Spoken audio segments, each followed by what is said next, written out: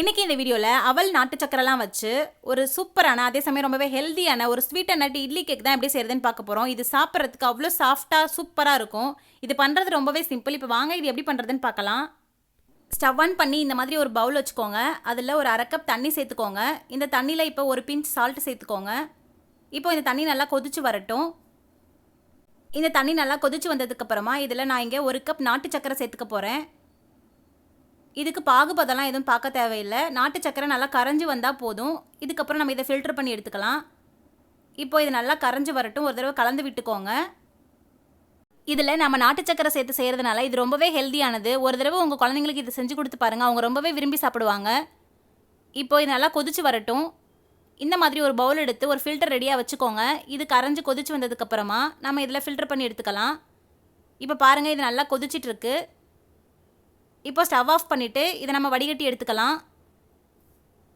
இந்த மாதிரி வடிகட்டி வச்சதுக்கப்புறமா இது அப்படியே இருக்கட்டும். இது நல்லா ஆறி வரட்டும். அதுக்கப்புறம் இதில் நம்ம மற்ற பொருட்களை சேர்த்துக்கலாம். பாருங்கள், இந்த மாதிரி ஏதாவது தூசு மணல் இருந்துச்சுன்னா உங்களுக்கு நல்லா வந்துடும். அதனால் நல்லா ஃபில்டர் பண்ணி எடுத்துக்கோங்க. இப்போ இது அப்படியே ஆறி வரட்டும். இப்போ ஸ்டவ் ஆன் பண்ணி ஒரு கடாய் வச்சுக்கோங்க. இதில் ஒரு டேபிள் ஸ்பூன் நெய் சேர்த்துக்கோங்க. நெய் ரொம்ப இதுக்கு தேவைப்படாது. இந்த நெய் சேர்த்ததுக்கப்புறமா நான் இங்கே கொஞ்சம் முந்திரி பருப்பு காஞ்ச திராட்சை எடுத்து வச்சுருக்கேன். அதை இதில் சேர்த்துட்டு நல்லா வறுத்து எடுத்துக்கலாம். இதை நீங்கள் சேர்த்து செய்யும்போது நம்மளுடைய ஸ்வீட் இட்லி கேக் ரொம்பவே சூப்பராக இருக்கும். உங்கள் குழந்தைங்க ஸ்நாக்ஸ் கேட்டால் இந்த மாதிரி செஞ்சு கொடுங்க. இதை நம்ம ஆவியில் வேக வச்சு நாட்டு சக்கரெல்லாம் சேர்த்து செய்கிறதுனால ரொம்பவே ஹெல்த்தியானது. இப்போ இந்த மாதிரி வறுத்ததுக்கப்புறமா இதில் நான் இங்கே கொஞ்சம் தேங்காய் சேர்த்துக்க போகிறேன். ஒரு 2 டேபிள் ஸ்பூன் தேங்காய் சேர்த்துக்கோங்க. தேங்காய் சேர்க்கும்போது இன்னுமே ரொம்ப சுவையாக இருக்கும். இப்போ இதையும் நல்லா வறுத்து எடுத்துக்கலாம். நெய்யில் தேங்காய் வறுபடும் போது ரொம்பவே டேஸ்ட்டாக இருக்கும். இப்போ நல்லா வறுத்து எடுத்துக்கலாம். தேங்காயில் இருக்கிற ஈரப்பதெல்லாம் போயிட்டு தேங்காய் நல்லா ட்ரை ஆகிற வரைக்கும் இது நல்லா வறுத்து எடுத்துக்கோங்க. ஸ்டவ்வை லோ ஃப்ளேம்லேயே வச்சுக்கோங்க, இல்லைனா தேங்காய் சீக்கிரம் கரிஞ்சிடும். இப்போ பாருங்கள், இந்த மாதிரி வறுத்து எடுத்தாச்சு. இப்போ ஸ்டவ் ஆஃப் பண்ணிவிட்டு இதை நம்ம ஒரு பிளேட்டுக்கு மாற்றி வச்சுக்கலாம். இப்போது இந்த மாதிரி ஒரு பிளேட்டுக்கு மாற்றி வச்சாச்சு. இது கூடவே நான் இங்கே ஒரு கப் ரவை எடுத்து வச்சுருக்கேன். கூடவே ஒரு கப் அவல் எடுத்து வச்சுருக்கேன். நீங்கள் வறுத்த ரவை வறுக்காத ரவை எது வேணாலும் சேர்த்து செய்யலாம். ரொம்பவே சூப்பராக இருக்கும். இப்போ இந்த எல்லா பொருளையும் நம்ம சக்கரை பாகில் சேர்த்துக்கலாம். இப்போ நம்ம ரெடி பண்ணி வச்சுருந்த சுகர் சிரப் நல்லா ஆறிடுச்சு. இப்போது இதில் ஃபஸ்ட்டு அவல் சேர்த்துக்கோங்க. அவல் சேர்த்ததுக்கப்புறமா இது கூடவே நம்ம எடுத்து வச்சுருந்த ரவையை சேர்த்துக்கோங்க. ரவை சேர்த்ததுக்கப்புறமா நம்ம வறுத்து வச்சுருந்த முந்திரி, திராட்சை, தேங்காய் இது எல்லாத்தையும் சேர்த்துக்கோங்க. சேர்த்துட்டு இது கூடவே வாசனைக்காக கொஞ்சம் ஏலக்காய் பவுடர் சேர்த்துக்கோங்க. இதுக்கப்புறம் இது கூடவே கொஞ்சமாக தண்ணி சேர்த்து இதை நம்ம பிசைஞ்சு எடுத்து வந்துக்கலாம்.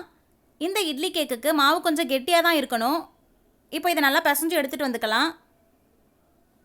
இப்போ பாருங்கள், இந்த மாதிரி நல்லா பிசைஞ்சு எடுத்துகிட்டு வந்தாச்சு. இப்போ இதை ஒரு மூடி போட்டு மூடி ஒரு 10 நிமிஷம் ஊற விடணும். ஒரு 10 நிமிஷம் ஊற விட்டு நம்ம இட்லி கேக் செய்யும்போது நம்மளோட இட்லி கேக் ரொம்பவே சாஃப்ட் அண்ட் சூப்பராக இருக்கும். இப்போ இது அப்படியே ஊறட்டும். இப்போ ஸ்டவ் ஆன் பண்ணி இந்த மாதிரி ஒரு இட்லி பாத்திரத்தில் தண்ணி வச்சுக்கோங்க. இந்த தண்ணி இப்போ நல்லா கொதிச்சு வரட்டும். இப்போ பாருங்கள், 10 நிமிஷம் ஆகிடுச்சு. இது நல்லா ஊறி வந்துடுச்சு. இப்போ இந்த ஸ்டேஜில் இதில் 1/4 டீஸ்பூன் சோடா உப்பு சேர்த்துக்கோங்க.